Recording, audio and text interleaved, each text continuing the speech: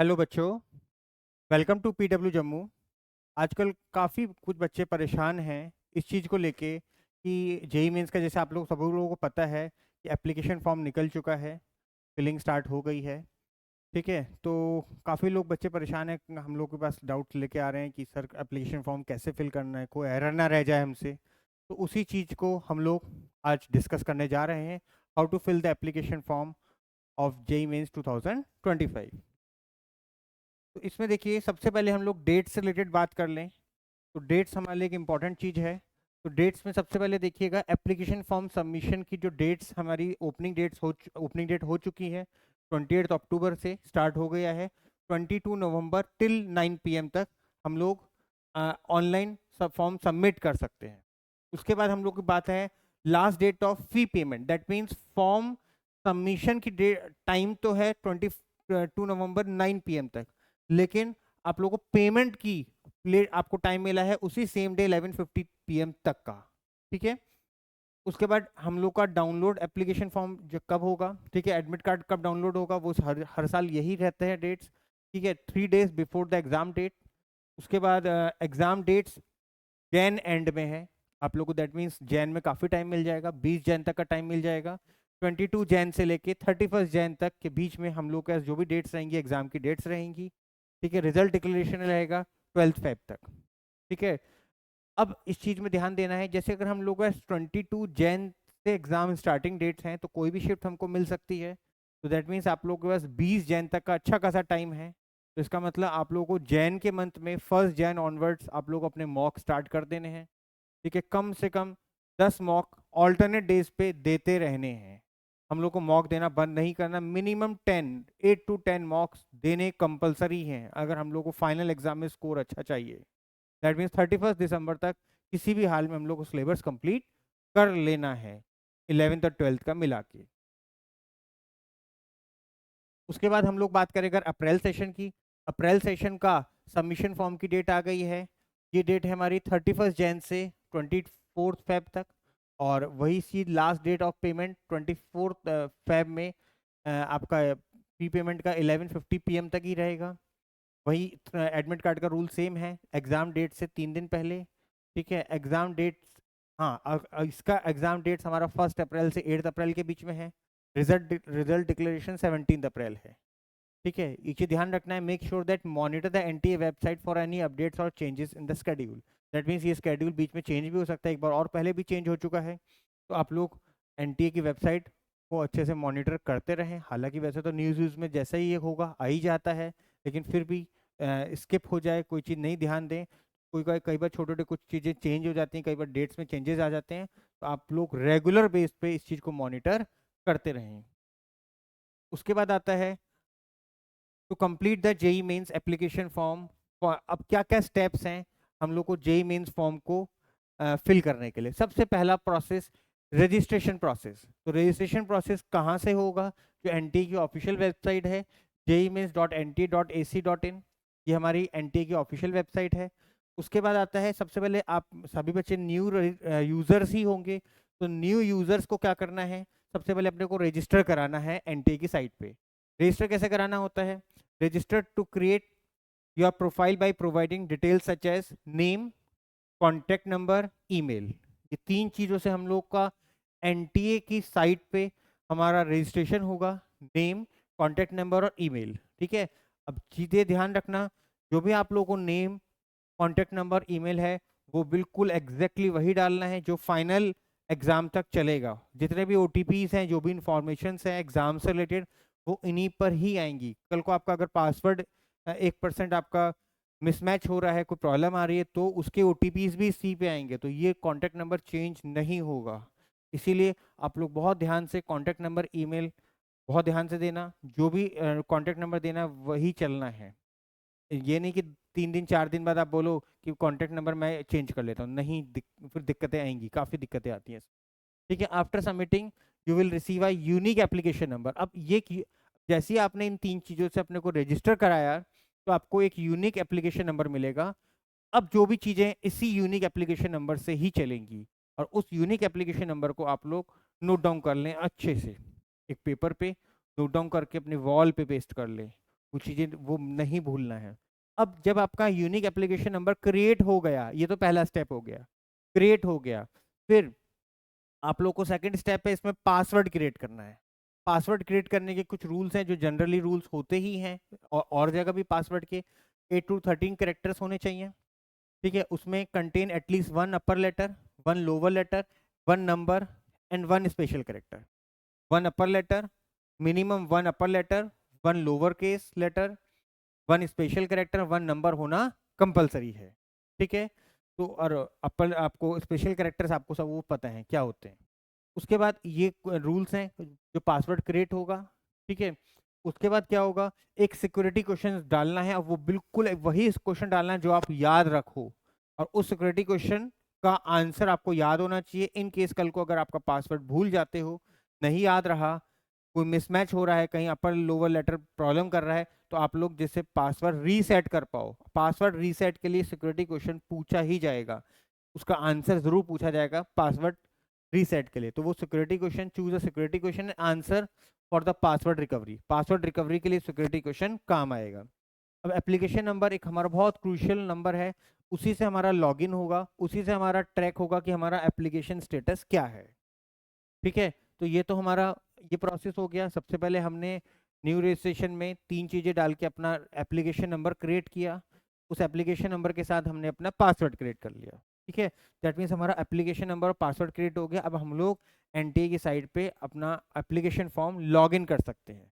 उसके बाद हम लोग के पास क्या आता है, अब एप्लीकेशन फॉर्म कंप्लीशन की बात आ रही है। अब हमने एप्लीकेशन फॉर्म कंप्लीशन कैसे करना है, तो कंप्लीशन करने के लिए वो जो आपने एप्लीकेशन नंबर आपको क्रिएट हुआ है और जो पासवर्ड आपने क्रिएट किया है, उसी से आपका लॉगिन होगा। ठीक है, उसमें अपनी जो भी पर्सनल डिटेल्स हैं, name, date of birth, gender, category, nationality, वो सब हमने फिल कर देनी है। तो जो एप्लीकेशन नंबर क्रिएट हुआ वो हुआ था name, phone number, email ID से। ठीक है, पासवर्ड आपने क्रिएट कर लिया, उसके बाद आपने लॉगिन किया अपने फॉर्म को फाइनली कंप्लीट करने के लिए। के लिए आप लोगों को क्या क्या चीज़ों की जरूरत पड़ेगी, नेम, डेट ऑफ बर्थ, ये सब चीज़ें एक पेपर पे लिख के रख लेना। Name, date of birth, gender, category, nationality. ठीक है, इसके हिसाब से अब आपको पूछा जाएगा आप लोग कौन से सेशन में अप्लाई करना चाह रहे हैं। 2 सेशन है, जैन और अप्रैल। तो फिलहाल हम लोगों को जैन सेशन में ही के लिए ही अप्लाई करना है। और जब आप लोग सेकंड टाइम जब अप्रैल सेशन में अप्लाई करोगे, तब भी यही एप्लीकेशन नंबर काम आएगा।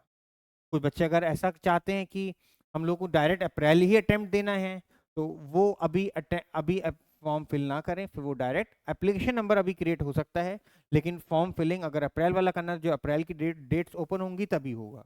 अभी हम लोग का जैन वाली डेट्स ही ओपन होंगी, और जैन वाली डेट्स के बेस पर ही आगे अप्रैल का भी हमें अटेम्प्ट करना होगा। ठीक है, चूज द सेशन जैन और April and papers you want to take.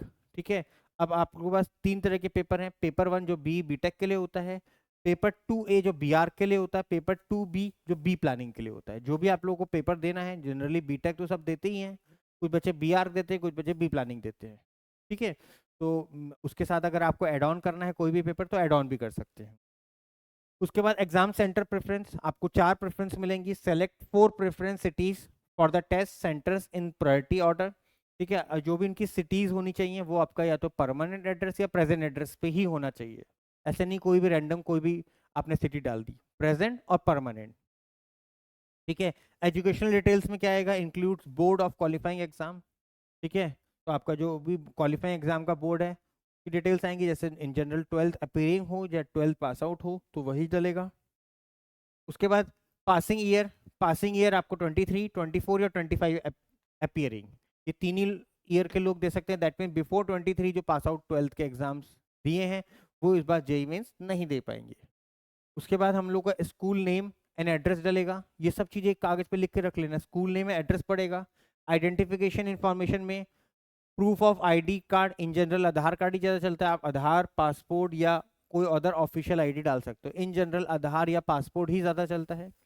उसके बाद डॉक्यूमेंट अपलोड में photograph, recent passport size photograph with 80% face visibility against a white paper background. That mean जो भी आप फोटोग्राफ परचेज करेंगे या सॉरी फोटोग्राफ खिंचवाएंगे, उसमें आप लोग का बैकग्राउंड पीछे वाइट होना चाहिए। ठीक है, और 80% फेस उसमें देखना चाहिए। फोटोग्राफ का साइज, अपने जो फोटोग्राफर है उससे साइज अपना फोटोग्राफर का एडजस्टमेंट करा लेना, कि हमको इसी साइज का फोटोग्राफ चाहिए, 10 से 300 केबी, 10 से 300 केबी के बीच में फोटोग्राफ चाहिए। ठीक है। सिग्नेचर, अब ये हो गई फोटोग्राफ की बात। फोटोग्राफ जेपीईजी या जेपीजी फॉर्मेट में ही चाहिए, और फोटोग्राफ 10 से 300 केबी का होना चाहिए। उसके बाद आप लोगों को सिग्नेचर अपलोड करने होंगे। ठीक है, एक वाइट शीट पे सिग्नेचर करके उसको अभी आप वो तो फोन से भी क्लिक ले सकते हो, फोन से क्लिक लेके उसका साइज होना चाहिए 10 से 50 केबी।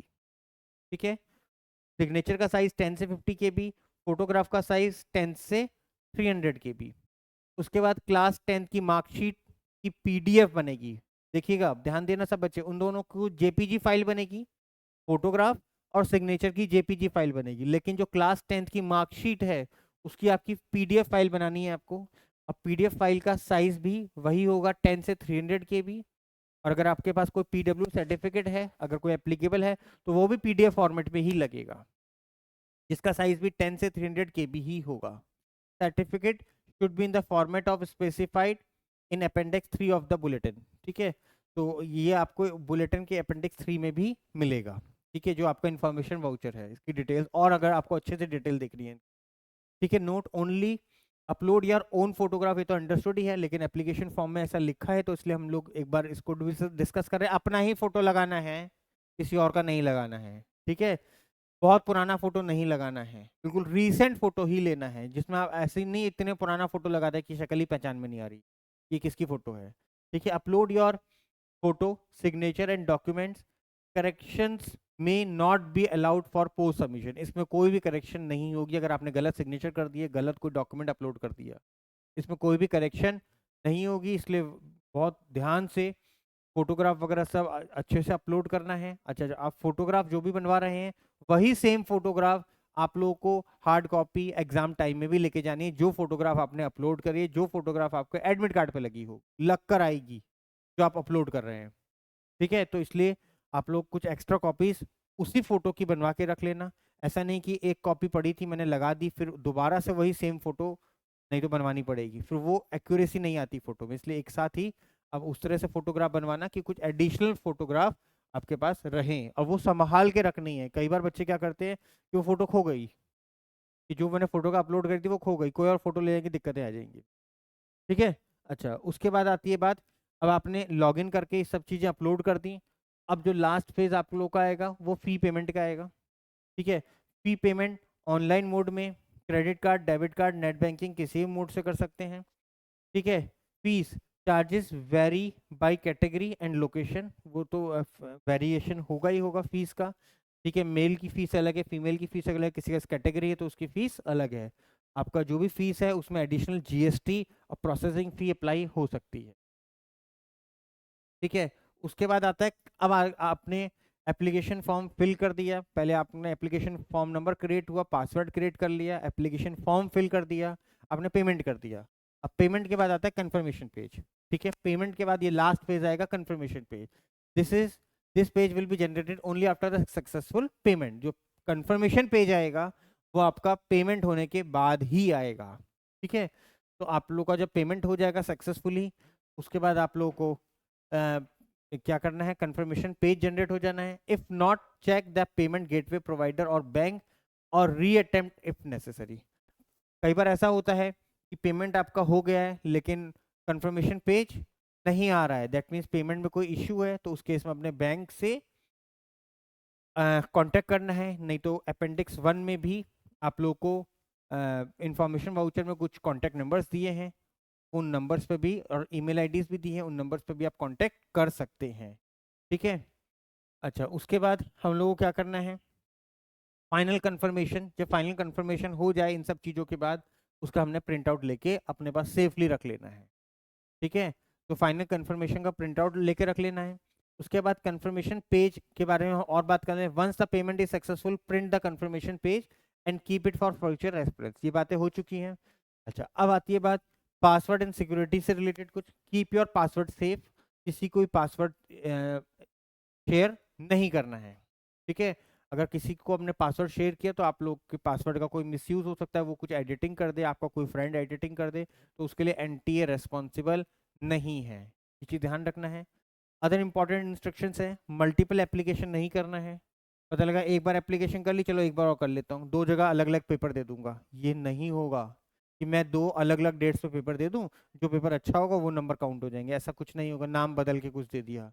ठीक है, ये अगर आप इसकी जरा सा भी ओपन होता है तो आपका तुरंत एप्लीकेशन कैंसिल हो जाएगा, कितना भी स्कोर हो आपका। ठीक है, multiple only one application form is allowed per candidate, if duplicate forms are detected your application may be cancelled, तो आपका एप्लीकेशन कैंसिल हो सकता है। उसके बाद आता है एग्जाम लैंग्वेजेस। एग्जाम लैंग्वेजेस में आप लोग Hindi, English, other regional language कुछ भी भर सकते हैं। ठीक है, this can not be change later, ध्यान रखना, स्टार्टिंग में किसी ने भर दिया हिंदी तो मैं हिंदी में पेपर दूंगा, ठीक है, मुझे इंग्लिश कम समझ में आती है, तो बाद में नहीं चेंज होगा, तो इसलिए स्टार्टिंग में ही बिल्कुल अच्छे से एप्लीकेशन फॉर्म फिल करते टाइम अपना लैंग्वेज सिलेक्शन का बिल्कुल अच्छे ध्यान रखना है। Session wise application you can apply for either January और अप्रैल इनिशियली। ठीक है, for the April session you will have to log in and pay separately if you want to wish to retake exam only apply April session. ये सब बातें हम पहले कर चुके हैं। अप्रैल सेशन किसी को करना है तो अभी उसकी फॉर्म फिलिंग नहीं हो रही, अभी सिर्फ आप लोग जैन की ही फॉर्म फिलिंग करेंगे। ठीक है, अच्छा, एडमिट कार्ड एग्जामिनेशन गाइडलाइंस, कुछ एग्जामिनेशन गाइडलाइंस की और बात कर लेते हैं। Admit card this will be available 3 days before the exam on NTA website. NTA की वेबसाइट पे आपको अवेलेबल हो जाएगा 3 दिन पहले आपके एग्जाम डेट से। उसके बाद आता है documents on the exam day. Admit card print out, ध्यान रखना एडमिट कार्ड एग्जाम डे में क्या क्या डॉक्यूमेंट चाहिए। पहला डॉक्यूमेंट कि आपका एडमिट कार्ड का प्रिंट आउट होना चाहिए, पहला। पासपोर्ट साइज फोटोग्राफ, वही पासपोर्ट साइज फोटोग्राफ जो आपने फॉर्म फिलिंग में लगाई है, वो हम बात पहले कर चुके हैं, 2। तीसरा डॉक्यूमेंट आपको चाहिए होगा ओरिजिनल आधार या पैन कार्ड जो भी आपने अपलोड किया है। ठीक है, 3 डॉक्यूमेंट जो आपको एग्जाम टाइम में लेके जाने हैं। उसके बाद पीडब्ल्यूडी सर्टिफिकेट अगर किसी के पास है तो वो। ठीक है, prohibited items, electronic devices, calculators वगैरह कुछ भी अलाउड नहीं है। ठीक है, written materials into the exams. Post application correction, post application correction का आपका क्या प्रोसेस है। Correction window, NDA will open a correction window for the limited fields as specified on their website. कुछ टाइम मिलेगा जिसमें कुछ स्पेसिफाइड इन्फॉर्मेशन, सारी information editable नहीं है, कुछ इन्फॉर्मेशन जो आप लोग चेंज कर सकते हैं वो बाद में विंडो ओपन होती है। However, not all the fields are editable, so accuracy in the initial form is crucial. सारी इंफॉर्मेशन एडिटेबल नहीं होती है, इसलिए बहुत ध्यान से फॉर्म फिलिंग करनी है। Following these steps will ensure a smooth process in applying the JEE Mains 2025. ठीक है, thank you to all of you, अच्छे से पढ़ते रहें, स्वस्थ रहें, थैंक यू।